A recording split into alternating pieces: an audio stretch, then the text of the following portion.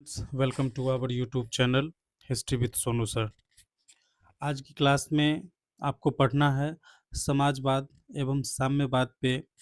हमने जिस टॉपिक पे कल जो क्लास लिया था उससे संबंधित हमने बताया था आपको, जो हम चैप्टर के अंदर से कुछ ऑब्जेक्टिव सब्जेक्टिव क्वेश्चन बना के आपको दिखाएंगे, क्योंकि बिहार बोर्ड भी इसी तरह से आप लोगों से क्वेश्चन पूछता है।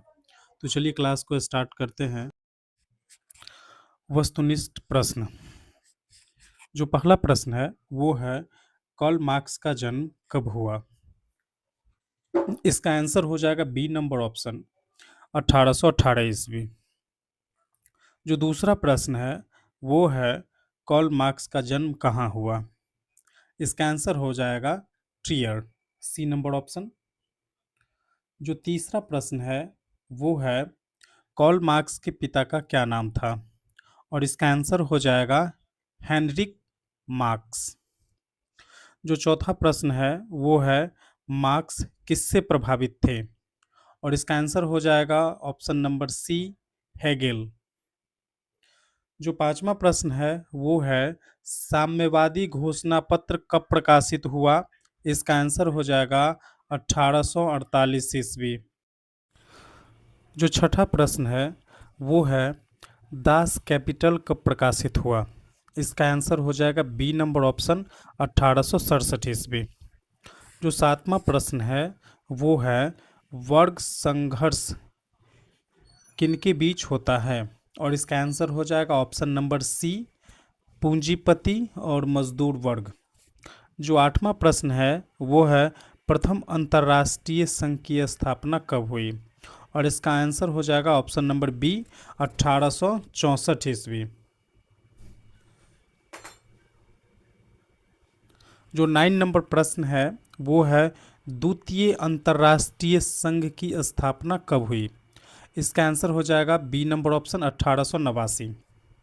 जो 10वां प्रश्न है वो है, रूसी क्रांति कब हुई? इसका ऑप्शन जो है आंसर हो जाएगा बी नंबर ऑप्शन, 1917 ईस्वी। इसी में हम लोग कुछ फिल इन द ब्लैंक्स देखते हैं इससे रिलेटेड, और रिक्त स्थान भरें। जो फर्स्ट क्वेश्चन है, जो पहला प्रश्न है वो है, कार्ल मार्क्स का जन्म डैश में हुआ? तो इसके बीच में भरना है 1818। जो दूसरा प्रश्न है, उनकी पत्नी का नाम डैश था? तो उनकी पत्नी का नाम जैनी था। जो तीसरा प्रश्न है वो है, मार्क्स और एंगल्स ने मिलकर तो साम्यवादी घोषणा पत्र लिखी।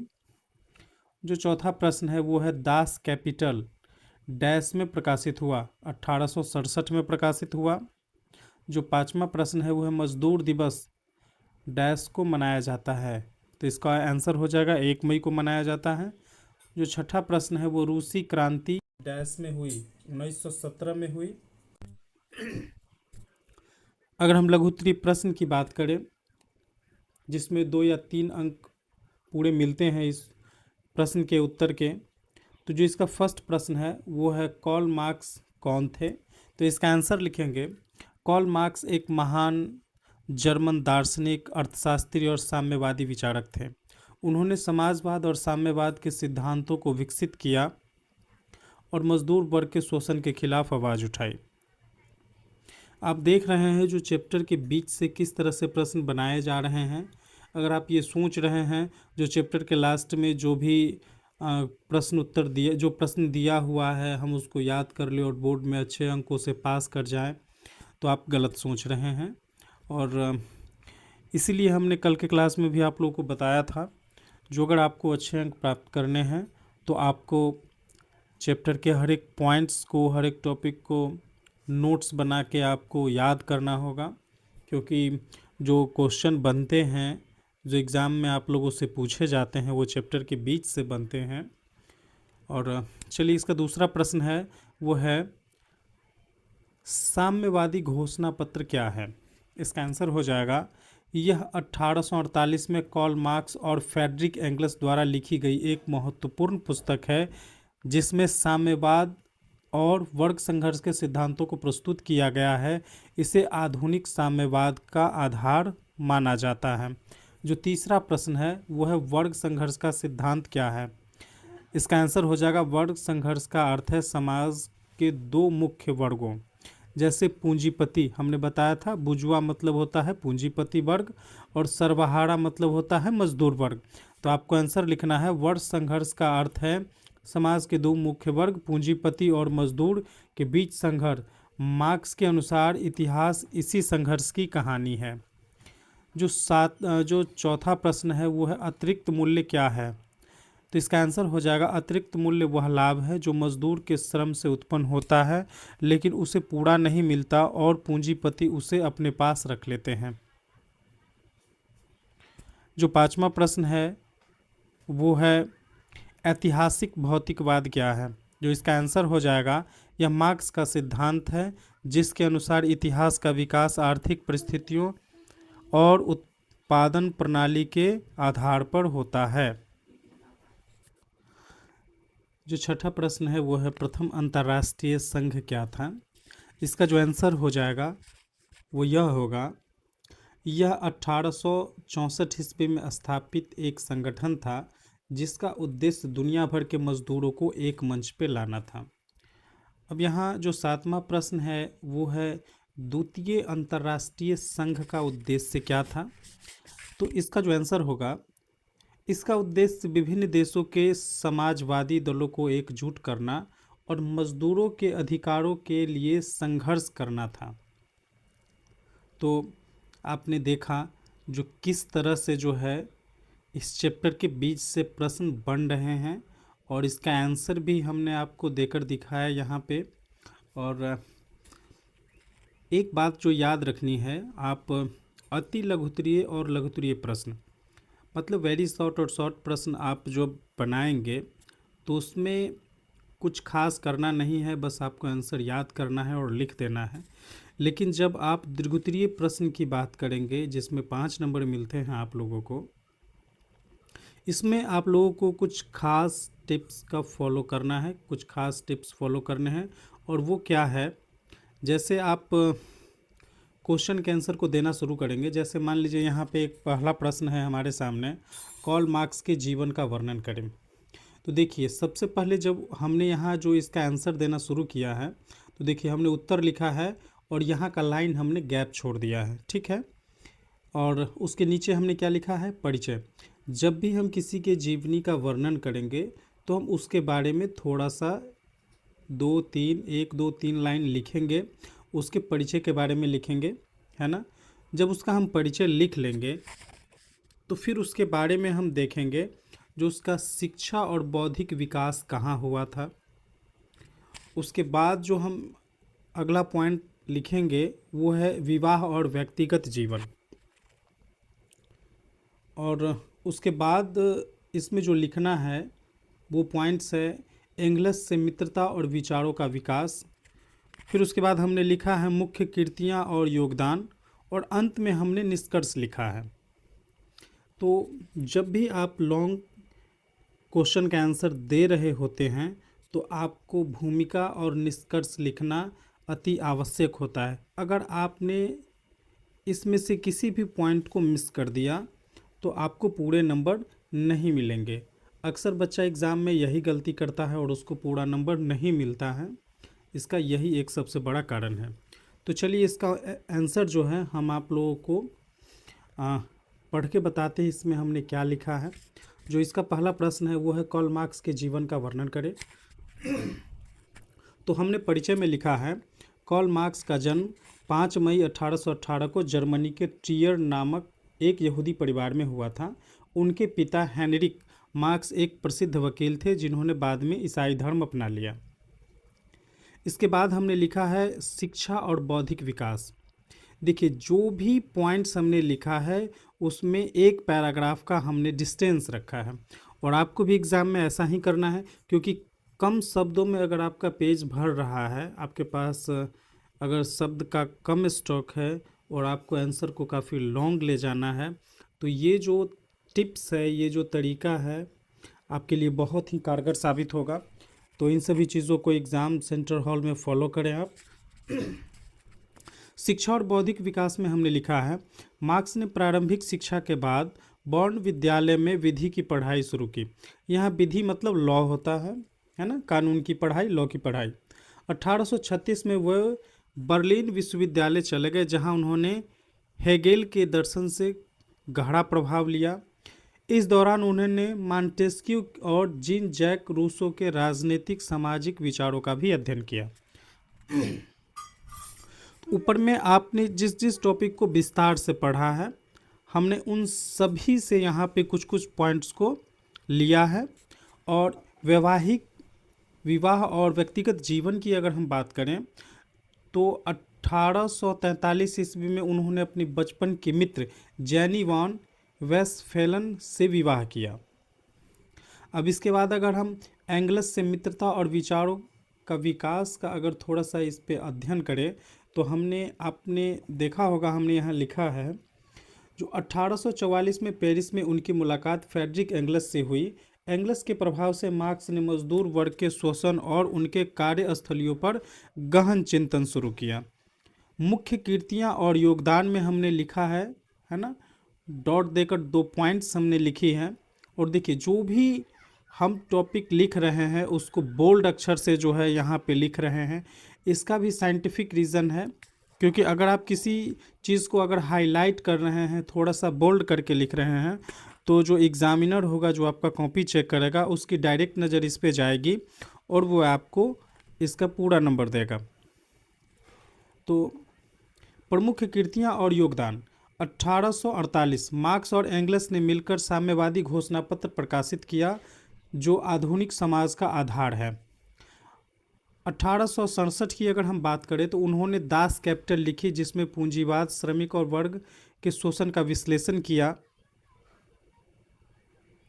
मार्क्स ने वर्ग संघर्ष, द्वंद्वात्मक भौतिकवाद, ऐतिहासिक भौतिकवाद, अतिरिक्त मूल्य सिद्धांत और वर्गहीन समाज के सिद्धांतों का प्रतिपादन किया।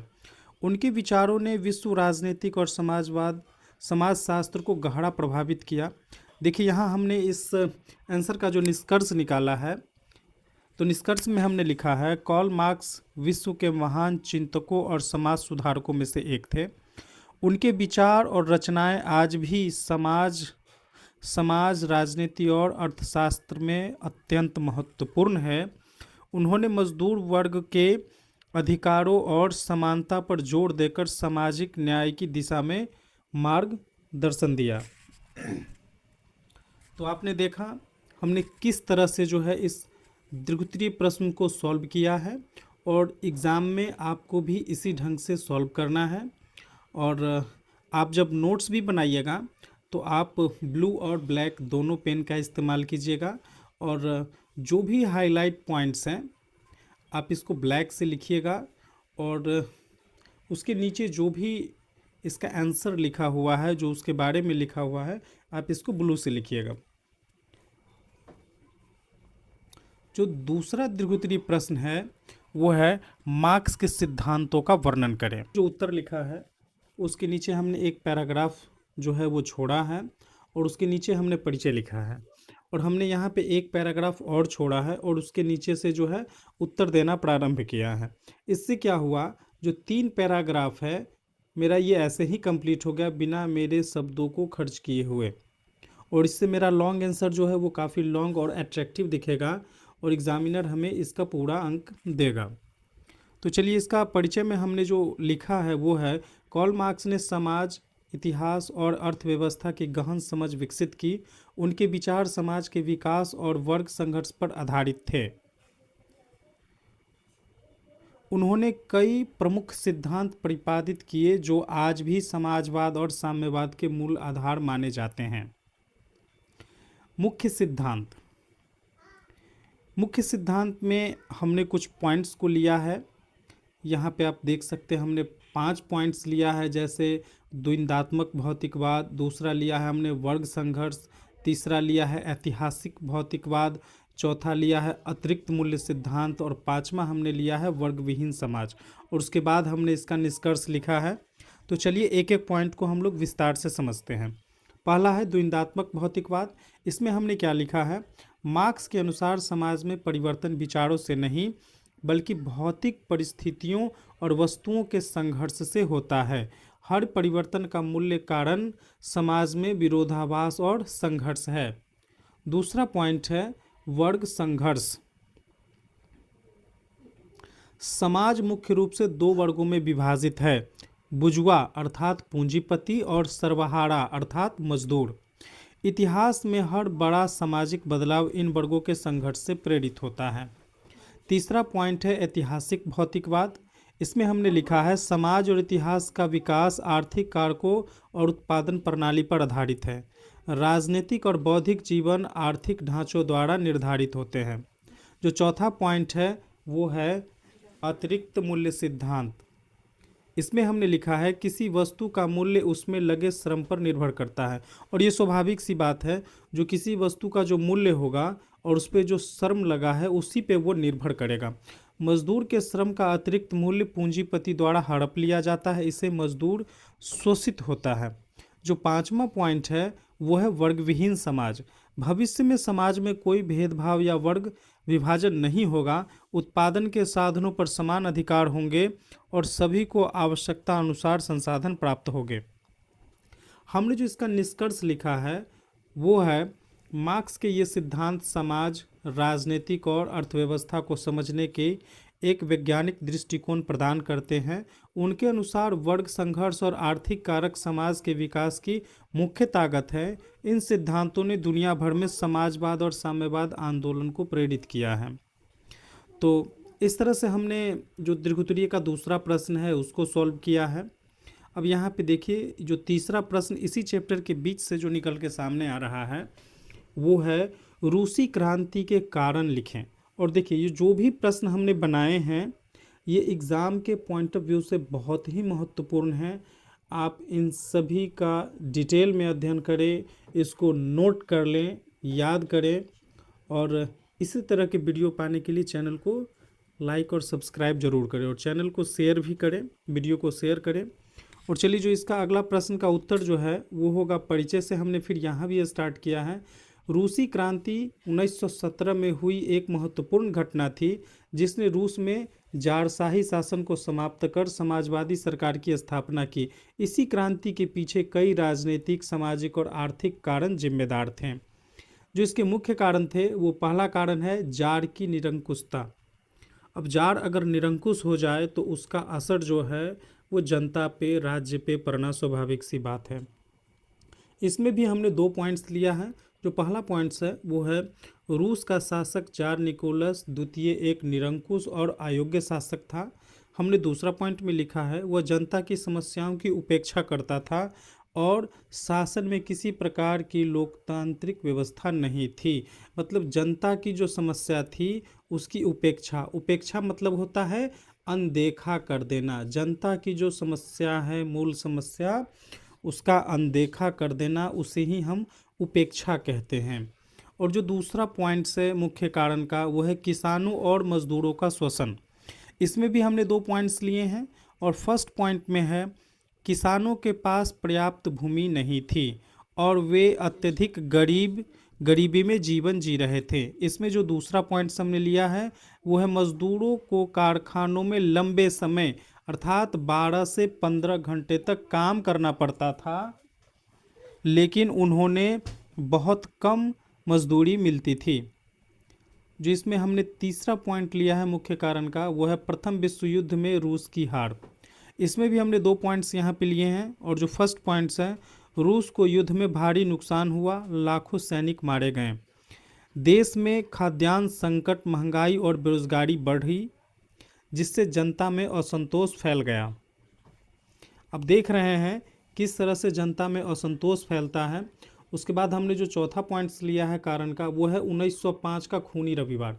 देखिए ये इससे एक अलग ही क्वेश्चन बनता है, बट ये लॉन्ग में आप लोगों को भी लिखना है, लेकिन इससे अक्सर आप लोगों को ऑब्जेक्टिव और सब्जेक्टिव क्वेश्चन बनता ही है। तो इस पॉइंट को आप लोगों को थोड़ा सा विस्तार में याद करके जाना है। 1905 का खूनी रविवार में भी हमने 2 पॉइंट्स लिए हैं। जो फर्स्ट पॉइंट्स है वो है 9 जनवरी 1905 को शांतिपूर्ण प्रदर्शन कर रही जनता पर सैनिकों ने गोली चला दी। इसका जो दूसरा पॉइंट्स है उसमें लिखा है इस घटना से जनता पर जार का विश्वास पूरी तरह समाप्त हो गया। क्योंकि अगर जनता रोटी मांगने के लिए अगर प्रदर्शन कर रही है और वो भी प्रदर्शन शांतिपूर्ण ढंग से हो रहा है और उस पर अगर राजा का सैनिक गोली चला रहा है, तो जो वहाँ का राजा था जिसे हम लोग जार के नाम से जानते हैं, जार पर से जनता का विश्वास पूरी तरह से समाप्त हो जाता है और वो होता है खूनी रविवार के घटना से। अब जो इसका पांचवा पॉइंट हमने लिया है वो है आर्थिक संकट। जब ये सब चीज़ें हो जाएगी तो आर्थिक संकट की बात होगी। इसमें हमने 3 पॉइंट्स लिए हैं। जो फर्स्ट पॉइंट है वो है रूस की अर्थव्यवस्था बहुत कमज़ोर थी। स्वाभाविक सी बात है, इतना युद्ध लड़ना, जनता में अविश्वास उत्पन्न हो जाना और महंगाई बढ़ जाना, राजा का निरंकुश हो जाना, तो ये तमाम चीज़ों से आर्थिक समस्या बढ़ेगी ही। और राजा का निरंतर युद्ध में बना रहना, तो कहीं ना कहीं ये देश की अर्थव्यवस्था पर बहुत ही गहरा असर था और इससे जो रूस की जो अर्थव्यवस्था थी वो काफ़ी डैमेज हुई थी। तो इसीलिए यहाँ पे लिखा गया है रूस की अर्थव्यवस्था बहुत कमज़ोर थी, उद्योगों का विकास कम था और महंगाई तथा बेरोजगारी बढ़ती जा रही थी। जो तीसरा पॉइंट्स में हमने लिखा है वो लिखा है आम जनता का जीवन अत्यंत कठिन हो गया था। इसके निष्कर्ष में हमने लिखा है इन सभी कारणों ने मिलकर रूस में जनता के भीतर असंतोष और विद्रोह की भावना को जन्म दिया, जिसके परिणाम स्वरूप 1917 में रूसी क्रांति हुई। इस क्रांति ने न केवल रूस की राजनीतिक व्यवस्था को बदल दिया बल्कि पूरे विश्व में समाजवाद के प्रसार का मार्ग भी प्रशस्त किया। और जो इसका चौथा प्रश्न है वो है ऐतिहासिक भौतिकवाद के चरणों का वर्णन करें। इसके परिचय में हमने लिखा है ऐतिहासिक भौतिकवाद कार्ल मार्क्स का एक महत्वपूर्ण सिद्धांत है जिसके अनुसार इतिहास का विकास आर्थिक परिस्थितियों और उत्पादन के साधनों के आधार पर होता है। मार्क्स के अनुसार समाज में होने वाली परिवर्तन का मुख्य कारण वर्ग संघर्ष और उत्पादन प्रणाली में बदलाव होता है। इसके ऐतिहासिक विकास के चरण में हमने जो लिया है फर्स्ट वो है आदिम साम्यवादी युग। इसमें भी हमने 3 पॉइंट्स लिए हैं यहाँ पे। जो फर्स्ट पॉइंट है वो है मानव समाज का प्रारंभिक चरण था। दूसरा है इस समय उत्पादन के साधनों पर सामूहिक स्वामित्व था। और तीसरा पॉइंट है निजी संपत्ति और वर्ग विभाजन का अभाव था। यहाँ पे जो दूसरा जो हमने यहाँ पे पॉइंट्स लिए हैं वो है इस युग में निजी संपत्ति का उदय हुआ, समाज 2 वर्गों स्वामी और दास में विभाजित हो गया, दासों का शोषण किया जाता था और उन्हें अधिकार नहीं थे। इसमें जो थर्ड पॉइंट्स है वो है सामंती युग और इसके अंदर हमने लिखा है भूमि उत्पादन का मुख्य साधन थी समाज सामंत। सामंत का अर्थ होता है जमींदार, तो यहाँ सामंत का मतलब होता है जमींदार और किसान वर्ग में विभाजित था। तो मतलब जमींदार और किसान यही 2 वर्ग में समाज बटा हुआ था। किसान सामंतों के अधीन कार्य करते थे। जो चौथा पॉइंट है वो है रूसी पूंजीवादी युग। औद्योगिक क्रांति के बाद यह युग विकसित हुआ। उत्पादन के साधनों पर पूंजीपतियों अर्थात बुर्जुआ वर्ग का नियंत्रण होता है। मजदूर वर्ग अर्थात सर्वहारा का शोषण होता है।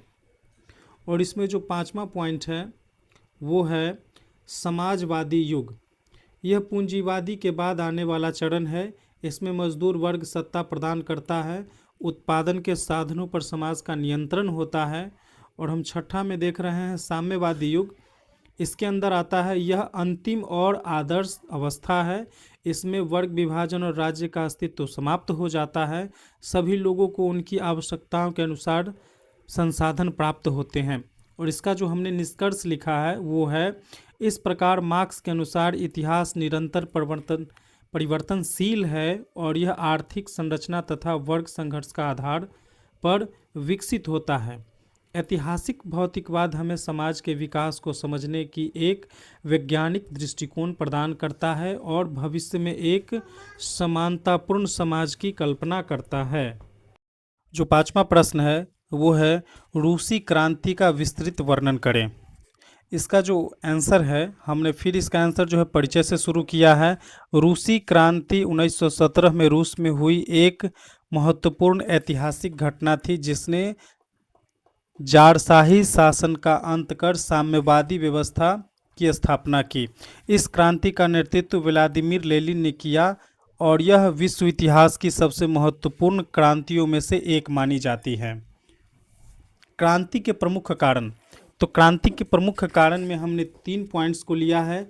जार की निरंकुशता, दूसरा हमने लिया है मजदूरों और शासनों की खराब स्थिति, और तीसरा हमने लिया है प्रथम विश्व युद्ध का प्रभाव।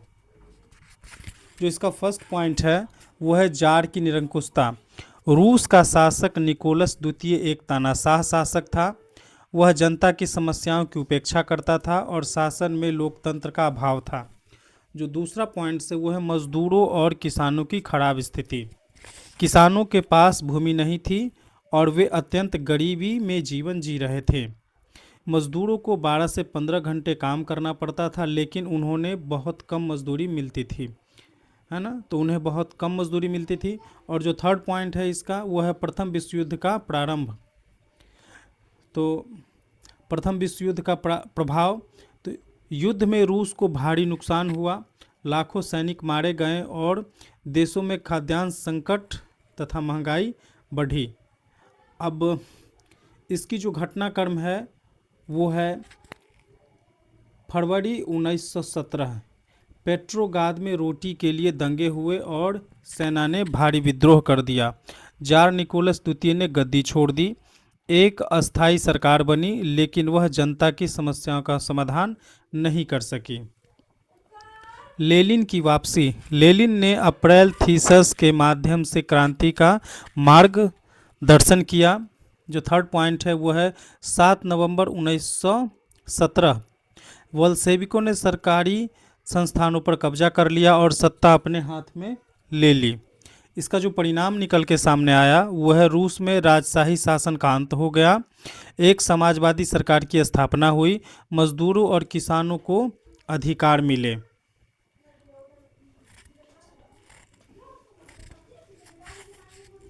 विश्व भर में समाजवाद और साम्यवाद के विचारों का प्रसार हुआ। जो इस पूरे आंसर का जो निष्कर्ष निकल के सामने आया वो है रूसी क्रांति ने न केवल रूस की राजनीतिक सामाजिक अर्थव्यवस्था को बदल दिया, बल्कि पूरी दुनिया को एक नई विचारधारा समाजवाद का मार्ग भी दिखाया। यह क्रांति शोषण के खिलाफ संघर्ष और समानता की स्थापना का प्रतीक बनी।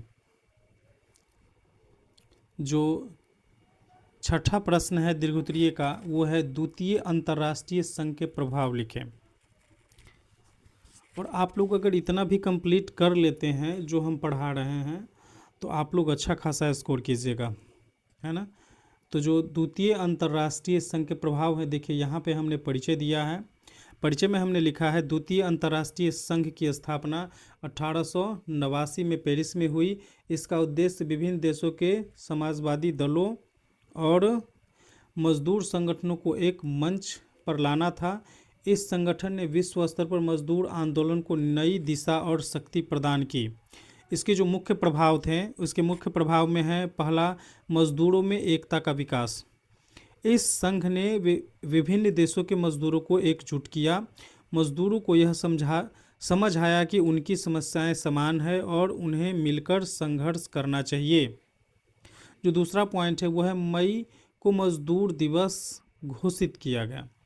इस संघ ने 1 मई को अंतर्राष्ट्रीय मजदूर दिवस के रूप में मनाने का निर्णय लिया।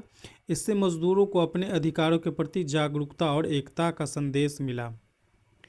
इसमें जो थर्ड पॉइंट है वो है घंटे कार्य दिवस की मांग। मजदूरों के शोषण को रोकने के लिए 8 घंटे काम, 8 घंटे विश्राम और 8 घंटे मनोरंजन की मांग उठाई गई। यह मांग बाद में कई देशों में कानून के रूप में लागू हुई। जो इसका चौथा पॉइंट है वो है समाजवाद का वैश्विक प्रसार। इस संघ के माध्यम से समाजवाद एक वैश्विक विचारों के रूप में उभरा। इससे विभिन्न देशों में समाजवादी आंदोलनों को बल मिला। जो इस पूरे जो आंसर का जो निष्कर्ष निकल के आया वो है, द्वितीय अंतर्राष्ट्रीय संघ ने मजदूरों के अधिकारों के लिए वैश्विक स्तर पर जागरूकता और एकता को बढ़ावा दिया। इसने समाजवाद को शक्तिशाली अंतर्राष्ट्रीय आंदोलन बना दिया और भविष्य की क्रांतियों के लिए एक मजबूत आधार तैयार किया। तो हमने जो कल आप लोगों को जो हमने पढ़ाया था उससे कल हमने आप लोगों को बताया भी था, जो इससे रिलेटेड हम आपको चैप्टर के अंदर से जो है हम आप लोगों को क्वेश्चन आंसर सब्जेक्टिव और ऑब्जेक्टिव में बनाकर दिखाएंगे, जो किस ढंग से इस चैप्टर के अंदर से क्वेश्चन बन रहे हैं। और जो चैप्टर 2 का बाद बाकी जो पॉइंट्स बच गया था उसे हम कल के वीडियो में कंप्लीट कर देंगे और उसका भी हम आपको क्वेश्चन आंसर बनाकर दिखाएंगे, जो एग्ज़ाम के पॉइंट ऑफ व्यू से बहुत ही महत्वपूर्ण होगा। अगर आप पूरे क्लास को न देखकर सिर्फ क्वेश्चन आंसर को भी अगर कंप्लीट कर लेते हैं फिर भी आपके लिए इनफ है, पर्याप्त है।